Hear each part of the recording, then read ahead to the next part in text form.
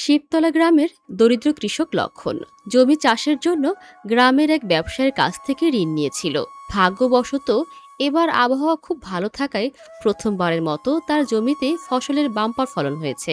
ক্ষেত ভরা সোনালী ফসল দেখে ঋণ পরিশোধের দুশ্চিন্তা কেটে যায় এবং পুরো পরিবারে এক নতুন আশার সঞ্চার হয়। দেখো শর্মিলা, এবার আমাদের কি ভালো ফসল হয়েছে। ঈশ্বর আমাদের কথা শুনেছেন। মনে হচ্ছে আমাদের সন্তানদের আর না খেয়ে থাকতে হবে না। হ্যাঁ লক্ষণ, এবার আমাদের পরিশ্রমের ফল মিলেছে। এখন যদি ফসল ভালো হয় আমরা কয়েক মাসের জন্য শান্তিতে থাকব। বাবা, এবার কি আমরা স্কুলে যেতে পারবো? অবশ্যই বাবা, এখন আমি তোমাকে ভালো জামা কাপড় আর বইপত্র কিনে দেব। বাবা, আমার জন্য কে আনবে?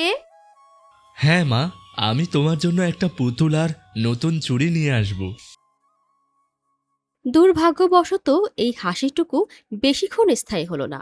সন্ধ্যা ঘনিয়ে আসতেই আকাশে কালো মেঘ চেপে গেল এবং ভয়ঙ্কর ঝড়ের সাথে সাথে চারপাশে এক অস্থিরতায় ভরে উঠল। লক্ষণ, তাড়াতাড়ি করো, মাঠ জলে ভরে গেছে। হে ঈশ্বর, সবকিছু যেন ভেসে না যায়।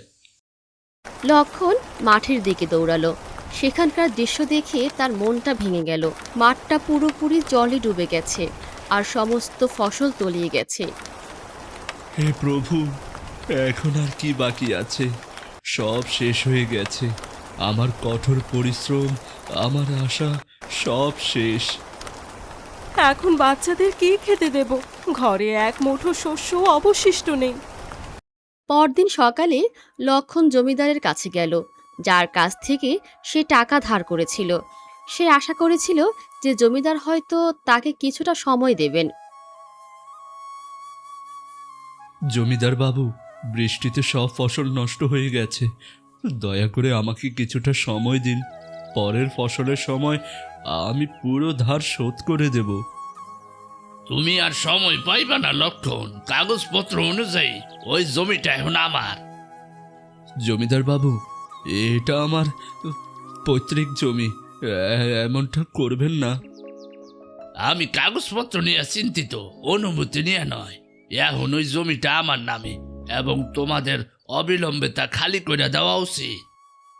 লক্ষণ তার জমি হারিয়েছিল এবং তার কিছু অবশিষ্ট ছিল না। তার চাষের জমি, টাকা বা আশ্রয় কিছুই ছিল না।